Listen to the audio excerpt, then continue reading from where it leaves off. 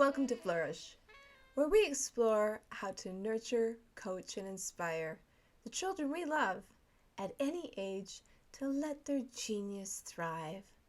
I'm your host, Diane Planadin, and today's episode, Zen and Mastering the Art of the Mini Break, really is good for anyone to listen to. It can apply to any time in your life, any stage in your career, and whether you have children or not. You don't have to be a parent. You could be a student, you could be a teacher, or simply maybe you're working at home or go somewhere every day and are looking for some tips and tricks on how to manage your time better. That's what mastering the mini break and having a Zen moment is all about, because those moments are important to us all. Why do I associate Zen, which is a state of calmness, to a mini break? Because we all need to take a mini break and recharge to keep our batteries going. If you control it, and if you use your power for good, it can be an amazing way to stay highly productive, well organized, and help you prioritize your day, your week, your month, your year.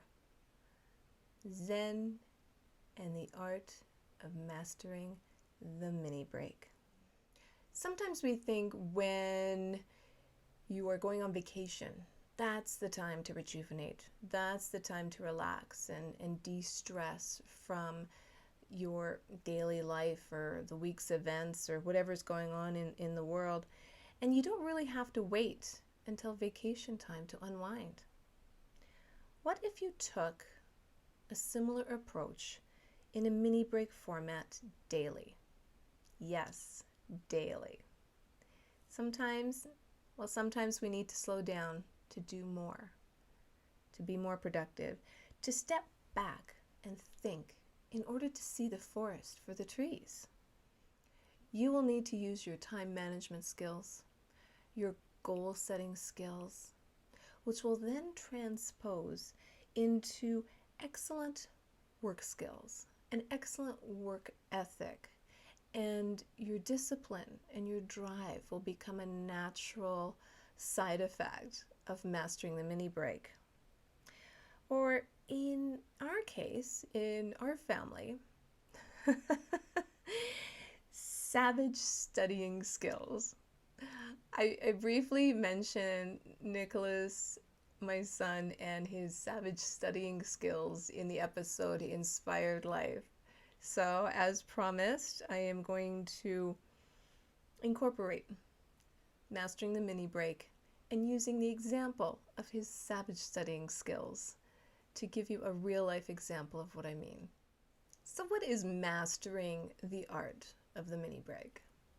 It's essentially forming a habit which takes 30 to 60 days for most of us to form. And then it becomes natural, a natural act that you just can't stop yourself from doing.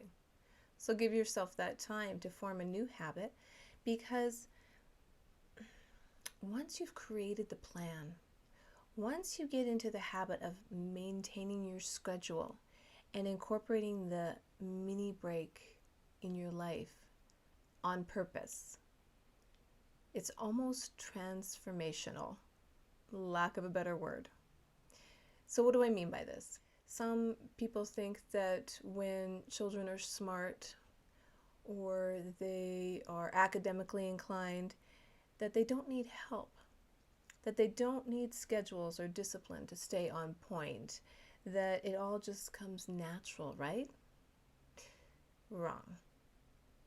That's like asking an athlete to be the quarterback without practice. You need to practice in whatever gift you have been given in life. It takes practice. I, for one, would say that a smart child needs just as much attention. Plus, you need to take into consideration as a parent because I'm using our family example, that your child will have more than school on the go. And how do they manage that?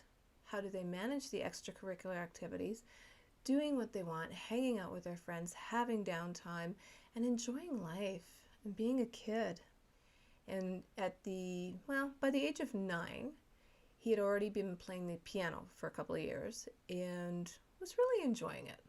And he really did. But again, it doesn't come naturally. You have to practice. So what we did was, after school, he would come home from school, and the first thing he did when he got home was have a mini break. Yes, a mini break from that day of academia. Maybe have a nice little snack, a piece of fruit or something, just, take the edge off before dinner. And then 30 minutes later, yes, 30 minutes, everything needs to be timed, and you will find the right time schedule for you. But for us, 30-minute increments worked wonders. So after the mini break, he would play the piano. He would practice. And I would sit beside him in the beginning because he was forming a new habit. He had a goal to learn how to play the piano and master those 88 keys and learn to read music. But I sat beside him as he developed this new habit, playing the piano, reading music, and he took his time. Okay, so now we've had the mini break when we get home. Now he's practiced piano for half an hour, and now he gets another mini break. Taking our time, because we're in a hurry going nowhere half the time, and I tell you, that 30-minute limit always put a light at the end of the tunnel, always provided a set time frame, so you weren't dredging and dreading whatever it is you're doing. 30-minute increments worked very well. During this time, he could choose how to unwind, have his Zen moment, per se. Usually it involved a couple of guys named Mario and Luigi driving some carts around, but that's okay. If his state of calmness for relaxation, to let his mind wander and relax, was Mario Kart, then so be it. Technology was serving him. He was controlling when to use it. And I really think that's an important variable to consider, especially in this day and age. 30 minutes later, that's when the discipline would kick in. When Nicholas and me had the discipline to regroup, revisit what was going on, and it was homework time. It was savage studying time. His term, not mine, savage studying. But okay, so it's not cramming. It's not waiting till the bitter end to study for an exam. It's studying without distraction in certain time increments that you power down and then you take a break. You walk away and then you regroup. And you're re-energized and you're excited and you might have had an opportunity to have some thoughts about what you're working on. Plus I needed a break to make dinner, and that was just the flow and the schedule worked so well. And he would even have friends over after school sometimes, and they would follow the same routine. I don't think they played the piano, but same idea. And it worked. It really worked. What was my role in all of this? Well, I like to call myself Nicholas's lab assistant. I was the one in charge. I was the one who kept the schedule, who took notes, who set up the lab, who made sure we had paper and pen, and he had the tools necessary in order to do his homework, in order to do that project. Very, very important. I also kept distractions at bay. No phones. Because I can guarantee you when test day arrives, it's going to be a quiet environment. So you need to create a quiet environment in order to do homework. What do you think the average home environment really does look like? Is it quiet? Is it Martha Stewart baking cookies and smelling the roses? Or are the kids running around, chasing the dog, screaming, ah? Are the parents kind of relieved that, oh, we got a smart one here. Good, pressure's off us. We can focus on the other kids. Is everybody in a hurry going nowhere from activity to activity to activity?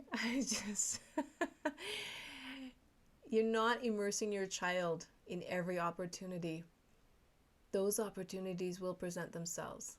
So pick a really good one per child, and spend time mastering the mini break.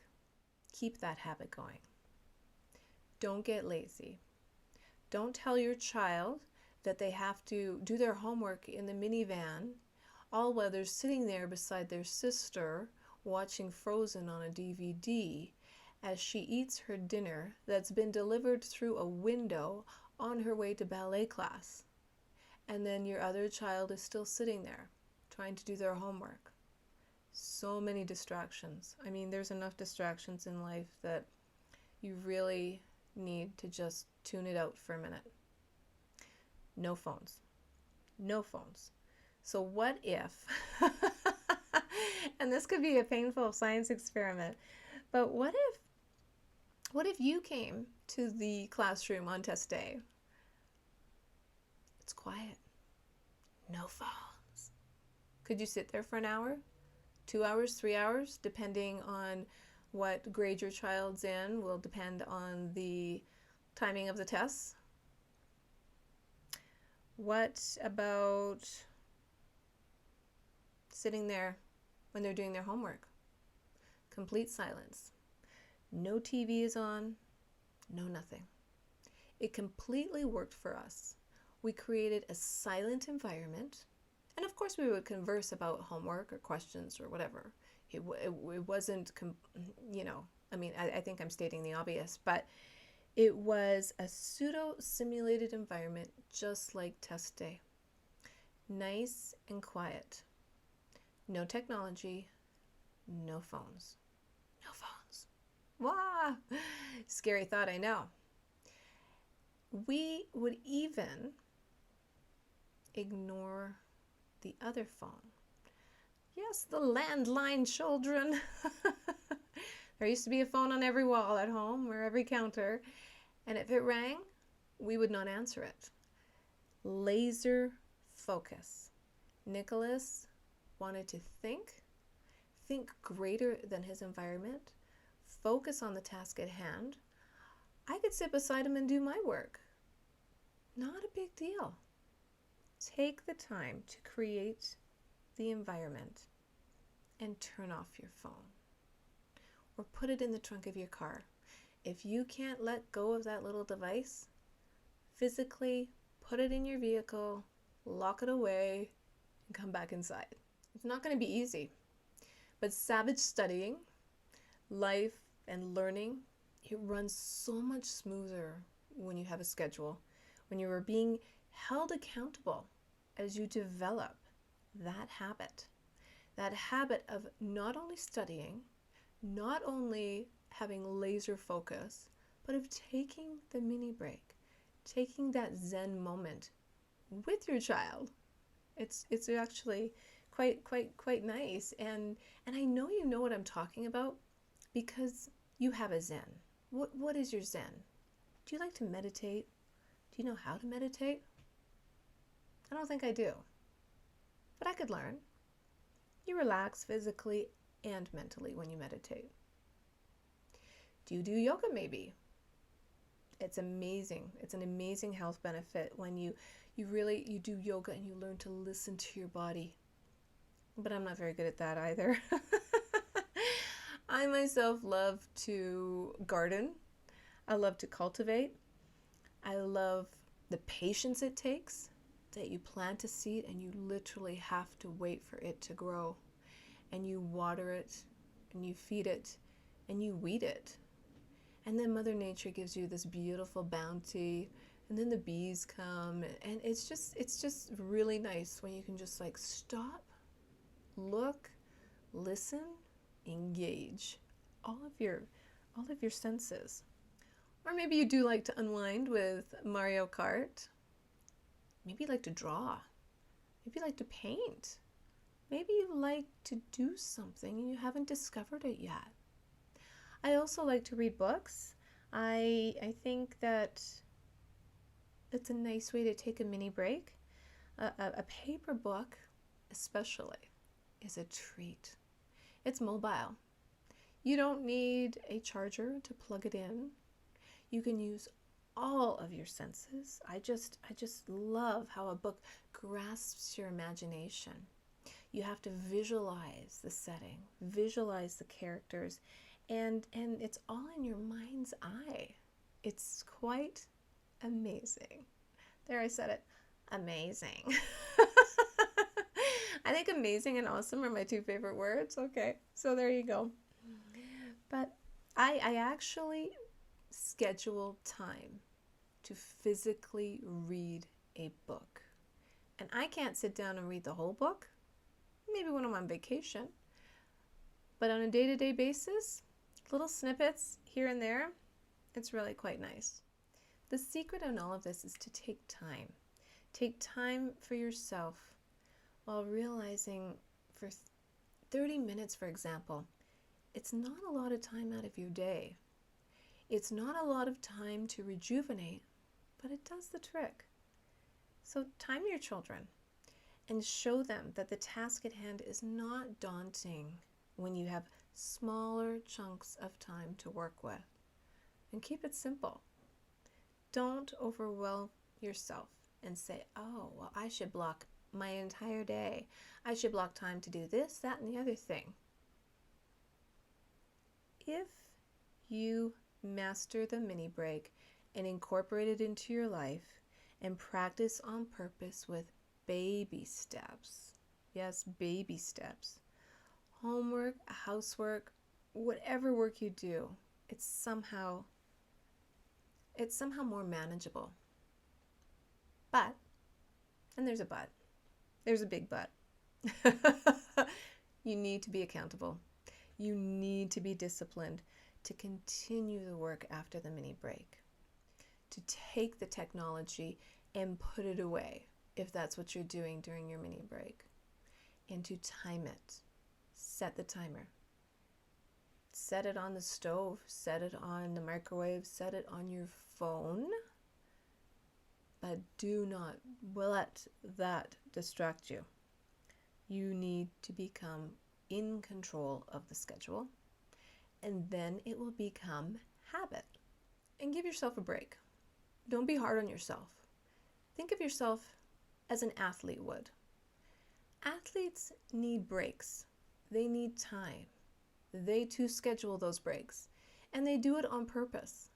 Even when you're watching a professional football game, there are breaks, there are timeouts, there's halftime.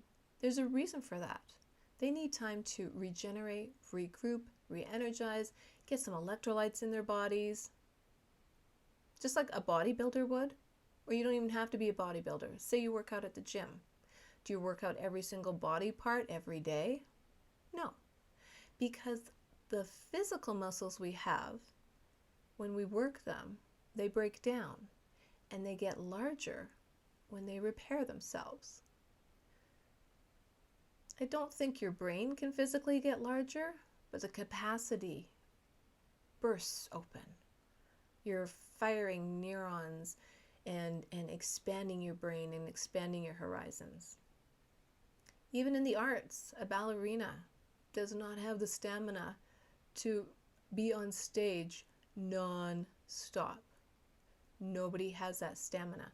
There's breaks and there's scheduling for a reason. So if you approach your work, your studies, your homework with the same thought process that you're giving your mind a break, and then you can come back rejuvenated, well, it's truly amazing. Picture this. You're teaching your child to walk. Baby steps. You would never, ever give up on teaching your child how to walk, but you would also never, ever expect them that they are going to walk or practice walking for 8 hours, and then they're going to come home and they're going to continue practice walking until they go to bed. That might be an extreme example, but really baby steps, one step at a time, and more recess time, so you can think and play and do and run and dance and sing, because you can't create when you're under stress. You can't think when you're under stress. You can't focus on homework when you feel the pressure, constant pressure. Do. And I'm a doer. Yes, I admit it. And I'm never going to recover from that because I do what I say I'm going to do. But I'm not running a marathon. I'm doing it in baby steps. Well, I hope you incorporate Zen and the art of mastering the mini break into your busy lives. Wherever you are, whatever you're doing, it works. Teaching your child savage studying skills does pay off in the long run. After all, parents, educators, mentors, coaches, they are the original influencers, not the people you're following on Instagram. It is the foundational basics that really make the difference. And understand that every day, you are imprinting on the children you raise, the students you teach, and the people you train. Use your power for good, as it will outlast you. Our future generations deserve the opportunity to develop their own greatness, to use the tools that we provide to them, because they're going to pursue their own dreams, they're going to pursue their own excellence, and they're going to have their own opportunities. So let's give them the best advantage ever. Thank you. Thank you for spending your precious time with me today. I really appreciate it. Thank you, Nicholas, for keeping up your savage studying skills and being a master of the mini break and the zen it brings to your life. And, well, actually your music. That brings me great happiness. So I thank you for that as well. Please subscribe out there, wherever you are, and consider leaving a gracious review. Or even let me know if there's a topic that you have an interest on hearing about. I would love to hear from you. You know, we are all born with a gift. We are all born with purpose. Life's journey is to hone and develop that gift as purpose changes within. And I'm going to share one quote today. I know usually my shows are full of quotes, but today there's just one. Deepak Chopra. If you focus on success, you'll have stress. But if you pursue excellence, success will be guaranteed. Live well, my friends. Master the art of the mini break. Namaste.